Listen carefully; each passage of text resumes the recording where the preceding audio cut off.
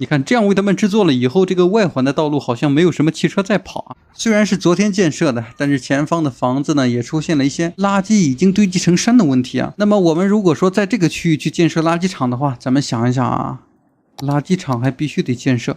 如果依靠我们城区过来的话，有点太远了。来这个山头怎么样？就是从我们这个区域的正门是看不到的那条路，所以我们可以把这条路呢先沿着这个山脉啊走在这儿。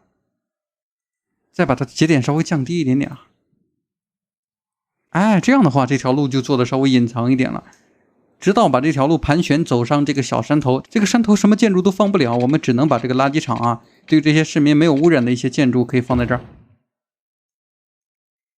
再向前走一点点，走在这儿。比如说这个位置我们肯定不能去做大型的垃圾场，所以呢可以放一个垃圾车容量稍微多一点的，比如说这个垃圾焚化炉啊。这个焚化炉本身它就会产生一定的电量，它把我们市民的垃圾收到这儿以后呢，它就把它燃烧，可以发电。然后呢，我们只需要连接一下它的水源就行了，电源就不用再连接了，这样比较省事一点。它是可以出动27辆垃圾车的，现在已经正常运营了。来，我们找个垃圾车来跟踪一下啊。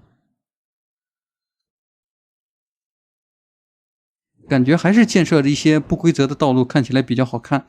我去，旁边的这些树发生了灵异的事件。我也没开强制啊，大哥。我们可以先把这些游戏自带的这些树木呢全部给删掉啊，太吓人了。我们这个树木呢就选取我们道路自带的一个树木就可以了，就够用了。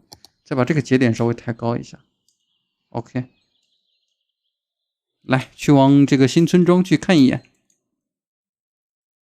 刚才是这几栋楼，然后他们的垃圾问题现在已经没有了，出现了新的问题啊，遗体正在等待被运走。这是昨天新盖的房子，这个新房子里面就出现了遗体正在等待被运走，而且这么多房子，这事出反常必有妖。我们再来到这个位置啊，本来还想着这个区域呢，我们就不为他们去做一些民生的建筑了，但是现在看起来还得把这条路继续向山上去走。山上有一个大平面，我们可以在上方呢再发展一些小型的墓地。过陡的斜坡，山上的道路先这样强制一个地面，然后再根据这个山脉的高度呢，我们从这儿再把它给延上来。基本上这条山路就接近于一个 Z 字形了，多多少少修复一点点。OK， 方便我们市民过来扫墓。好像这个中元节刚过去，然后这条道路最好可以在这儿打一个圆圈，方便有一些汽车在这儿掉头，是吧？至于这条公路来到山上以后，我们就没有必要再用一条泥路了，有点浪费。作为一个公墓来说，我们再换一条土路，双线砾石路，它也是一条2车道。然后呢，我们从这里啊分别去开几条路口。至于右方的区域，我们可以在这儿呢放置一些停车位，方便扫墓的游客呢可以直接把车停在这儿。那么我们的山上就不会再拥堵了。就是这个停车位的高低可能有点差异啊，咱们最好能够把它给调整一下。OK， 差不多了，已经来到城市的边界了。我们打开这个墓地的选项，然后呢先把这些石碑在中间铺设一下。哎，这个石碑的方向我是不是没有去调整？坐北朝南，背靠山，前靠水，水在哪儿？水在那儿。但是我们这个游戏里面没有南北啊，再加上这个游戏它是外国的，我们就这样建设吧。这里来一片，然后下方这里来一点点，中间再留一条小路。这些墓地，来，我们从这个位置来看一眼啊。这个墓地连接好了以后，我们再把这个人行道呢放在这儿，方便他们去扫墓。我去，这个节点怎么回事？这个刚搬过来的市民啊，我们就要考虑一下他的去世的问题，这比较人性化。OK， 差不多了。墓地放置了以后啊，然后我们再放置一些火葬场、一些遗体冷冻库什么的。但是我们城市现在火葬场的容量是3885，所以这个地方火葬场不用放的太多，放2个就够了。这个火葬场的车呢，它现在已经出动了，前往草莓住宅区，前往菩提住宅区。也就是说呢，这个车辆是可以正常运营的。哎，就是有一点很神奇啊，我们这个垃圾车呢，它是可以产生电量的，但是后方的火葬场它现在供电不足。我们检查一下，这个垃圾焚化炉现在输出的电量只有2兆啊，这个电量好像维持着我们这个火葬不能说我们的火葬场太不吉利了，维持着这些市民的火葬场好像有点多多少少带不动啊。我们在旁边呢再为它增加一个风力发电机，这个风力发电机每周维护的费用才80块钱，不是太贵，直接把它放在圆环的正中间。 OK， 转起来吧，让我们远处的市民看一下啊，这是一个伟大的利民工程。然后呢，已经有市民开车过来了，我们检查一下他要去哪儿。他要前往这个停车场。这个道路山路比较崎岖，我们就不以第一视角来看了。游戏目前是3倍的一个速度，所以这个车辆跑得有点快。低收入的儿童，你一个小孩，你来这儿干什么？刚才骑摩托车的是个老年人。有的时候这个游戏啊，它就是有点不是太智能。如果说是我设计的话，我就应该让这些小孩子去开飞机就可以。然后我们再来到山下去看一眼吧。可以盖的居民区这个地方是没有盖完的，就是这里的车流量目前还没有达到我们的要求。来，我们检查一下进入村庄的道路啊。然后我们为了增加这里的客流量啊，让这些市民他们进入村庄的时候可以先购物啊，对吧？所以我们把这个外圈全部把它规划成普通的商业区。这样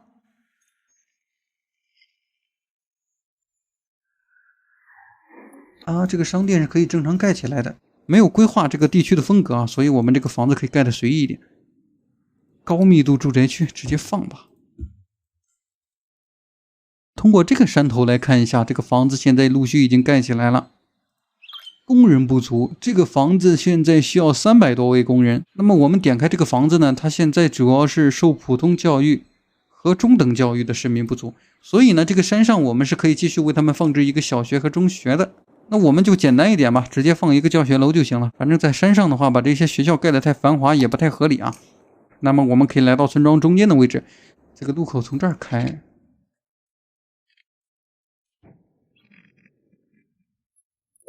这个地方虽然足球场放不下来，但是我们可以把那些比较小型一点的篮球场或者一个小操场。哇，这个操场好像看起来也不小啊，有没有更小一点的？要离那个古建筑稍微远一点点，放在这儿可以。然后旁边再为它增加一个篮球场。那么我们把这个小学呢，直接放在前方的这个小格子里。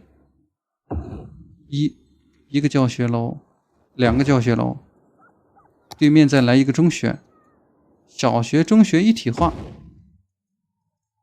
然后这样放置了以后，似乎我们这个篮球场需要挪一下位置啊，尽量把它放在一个区域。可以看到啊，我们市内的小学生数量已经达到了13000名，中学生达到了8600名，20万人口，基本上我们这个城市现在学历是没有问题的。来，我们再用一个围栏啊，把这个学校呢先简单的围一点点。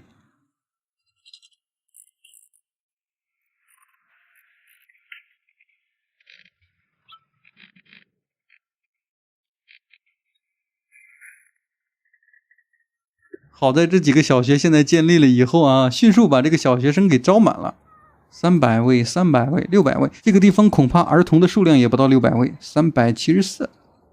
成人1225，但是也有这样一种可能，就是这些成人呢，他们没有学历，所以呢，他们就可能会导致一些30岁的儿童和一些10几岁的大人，他们同时在上小学，共同提高学历，然后再来旁边的商业区进行打工。刚才是哪个建筑啊？等于说这个家具店呢，它现在受中等教育还差2位，高等教育也差2位。那么我们城市现在高等学历应该差不多啊。符合上大学的市民达到23758，容量是9750。哎，我们要把这个地图做到几10万人口的话，现在这个大学大学肯定放不了了，那就简单一点吧。直接在电视台的旁边呢，我们放一个现代技术学，放在这儿吧。也不去移动了，这个大学是我见过最小的一个大学。不过我们游戏本体自带的大学就是这个样子的，放在路边它就可以正常营业。你看现在已经招了2个大学生了。然后这个位置呢，我们也简单的为它放置一个篮球场，一个足球场。因为前面说了要把这个城市的人口给做上来，所以我们剩下的地皮是不多的，不能造景，我们就简单一点。来吧，你看这样放置了以后啊，我们再去检查一下这个车流量啊。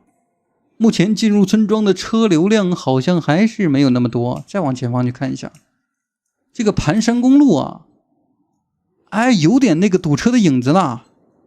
但是很遗憾，它还是不堵车。我们城市的人口现在才20万，